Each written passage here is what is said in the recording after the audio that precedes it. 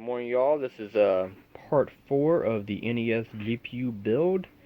We got everything connected together. That's an old video, I know, but new is the introduction of the GPU.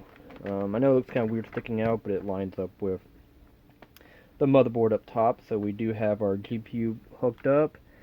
I've only used one port on it, and that works, so that's great.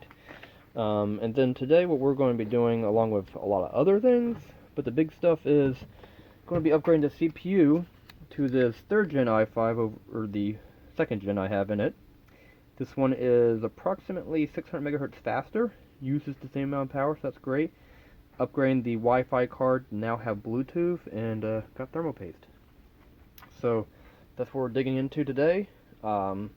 Might try and set the camera up so we can do a little how to install CPU. I know everyone knows how to do it, but just for kicks and giggles, I'll probably do that. But yeah, this is part 4, and here we go. Alright, the first step in upgrading the CPU is, of course, to remove the screws so we can take off the bottom panel. We're going to flip that off to the side, kinda. Try and hold it with one hand and unplug the fan connectors. Once those are removed, we can move the bottom panel off to the side. And that just leaves all this other stuff to remove to get the NES part off so we can get to the Super Nintendo board that has the CPU that we're going to replace. Awesome. Alright, we have removed the SSD and the GPU. Alright, the cablings have all been unscrewed. The lid has been unscrewed, so we're going to try to route the cables through the opening, hopefully successfully. Actually, I think I can do it. I can do it with one hand. Here we go. Okay. Got that off. Set that over there in that pile. And now we're left with this. We're going to flip it over, unscrew the screws on the top holding the board down, fold the board over, and we'll be good to go. The only reason why we can't do it from this angle is the edge of the heatsink is covered up. And there you have it. The board has been liberated. Yeah. So the wireless card I have is a wireless in. We're going to be upgrading that to wireless AC with Bluetooth. And then the CPU is going from a 2500S to a 3570S. Both processors are 65 watts. The one I currently have is 2.5 gigahertz, and we're upgrading to a 3.1 gigahertz. So got some speed boost coming along. Let's take the heatsink off. Alright, we're going to try and remove this with the camera in this weird angle. Okay, to start off with, we're going to remove the screws with the heatsink. You're going to want to do a few turns and then move to the next screw so that way you don't bind it up. I've done the process where you just remove one screw all the way, then move to the next screw, and I've never had any problems, but since this is a board I kind of want to keep, and I don't want to break anything, I'm going to take the precautious way of removing the heatsink.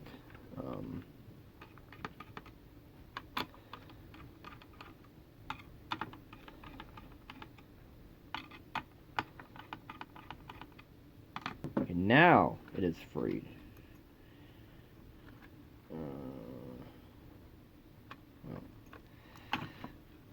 Unplug this.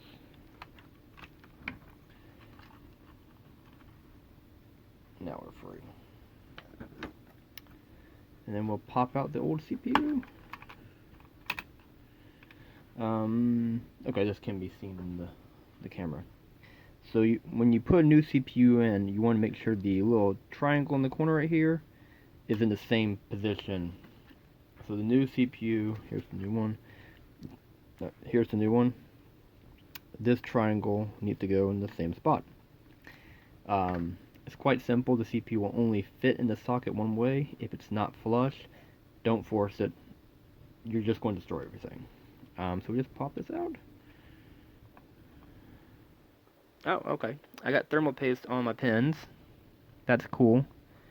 I'm going to try and blow some compressed air to get that out. You really don't want that in your pins.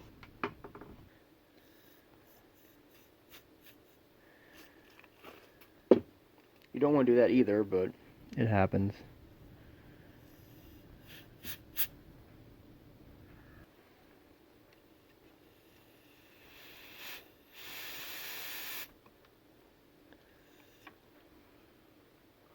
Okay, I think it's on top of the pins, so we'll go back to the tweezers.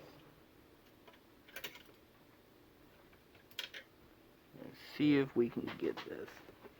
Note, this is usually not what you need to do when you replace the CPU. However, if your thermal paste does fall off onto your pins, you will need to do this. So keep that in mind. Wait. I think we did it. We did it. Okay. We cleared it out. Alright. So that was much more of a battle than I was expecting. Take a look at the camera. I think we got everything pulled out. If it doesn't boot, we'll know why. I messed it up. But yeah. Fun times, isn't it? Alright, so let's open up this new CPU and try her out. Alright, there's the new CPU. There we go. Alright, and let's lay it down in position. Remember, the triangle goes into the corner. Let's sit down. And as you should be able to see this. These little notches right here in the CPU line up accordingly. So if you have it reversed, the notches don't line up. Throw the lid down, and away we go. Ta-da! And that's how you install a CPU. If you have any questions about that, I probably can't help you, but yeah, I'll give it a try. You know, why not? I'm going to clean off the heatsink, and then we'll apply the thermal paste. Alright, we're back. Heatsink has been cleaned up, and we're ready to install some thermal paste. Now, I do have some industrial thermal paste I was going to use. However, its cooling properties, from what I could find, were not going to be any better than the normal thermal paste is what I'm using today. If anyone cares. So when you apply this, you want to do like a pea-sized dot in the middle. If you feel inclined, I guess you can spread it around the little plastic crap that they come with, but put it in the middle and just screw it down. You really don't need to spread it. I'm going to do this with one hand and make a complete mess. Demonstrate now. Complete mess. This stuff dry? It might have dried. Oh, no. Here we go.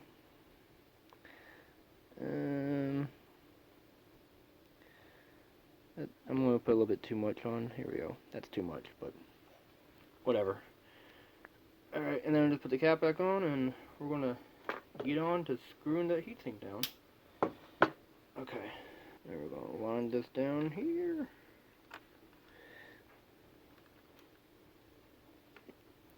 Now, the way this heatsink works is there's actually a plate underneath the motherboard that screws into, so I'm going to have to grab on the bottom side of the motherboard and push up to make sure everything comes into contact.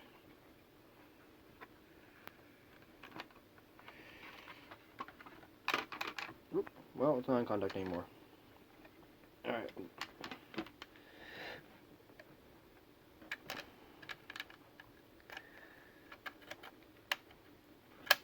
Okay, got that lined up. Slide this over.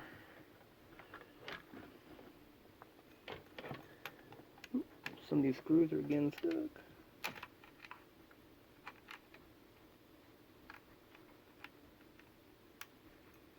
Alright, and then you, like before, you want to get one a little bit started. Well, you want to get started.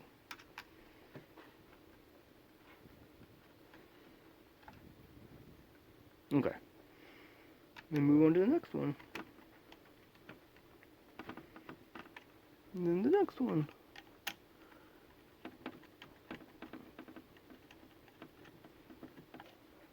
And then the fourth one.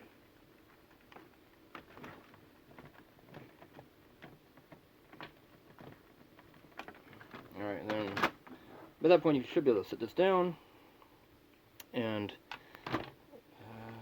go through them. I find the best way to do this is to kind of alternate left and right.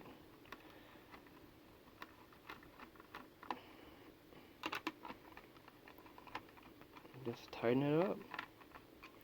If you have the stock CPU or a similar construction that has the little plastic pins, this process goes a lot faster. You just push down and rotate. But if you have one that uses screws, this is how you do it.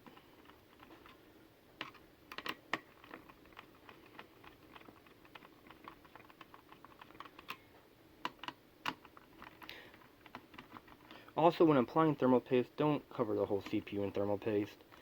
The worst thing that could possibly happen is if it starts oozing off the sides. I'm sure somewhere someone has said that's a good thing. It is not. It creates a mess, and things just don't work right. But do whatever you feel happy with. You know, if you feel happy jacking up your computer, go ahead, do it.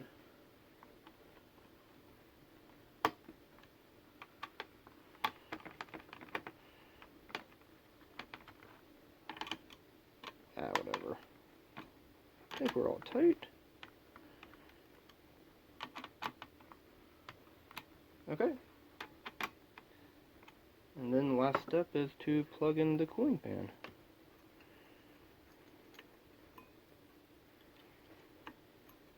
So let's just loop this around here.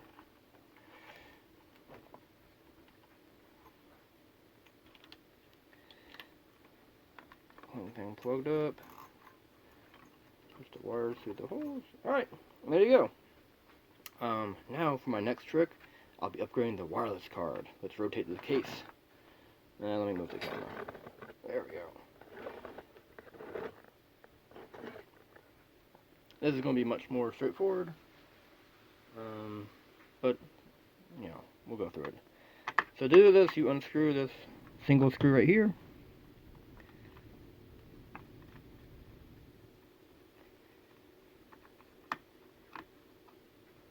I think it's up. Yep, it's up. And you pull this out, and you go back and retrieve that screw. Alright, and here's the new one. Give me a second to pull out the baggie. New wireless card, here we go. And I just need to snap my antennas on. If you're wondering, hey, these antennas don't look familiar, or these look weird. And here they are. These are actually antennas that would have come out of a cable box, a DVR set. As you can see, there's some 3M tape to stick it to the side of the case. These aren't anywhere near the side of the case. But anyhow, your typical DVR box will have probably 5 to 12 of these lining the perimeter of the box, and that's how you get Wi-Fi on it. If you have a Wi-Fi DVR cable box, that's how it works.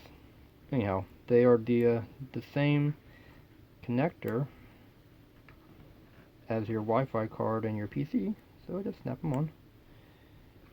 And the antennas are nice inside. And you slide into the connector, push down. Well, to push down with the screw.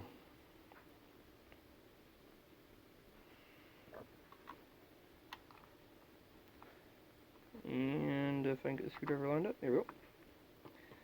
Screw it down and we're done. Alright, so now the computer has Bluetooth with AC wireless and an upgraded CPU.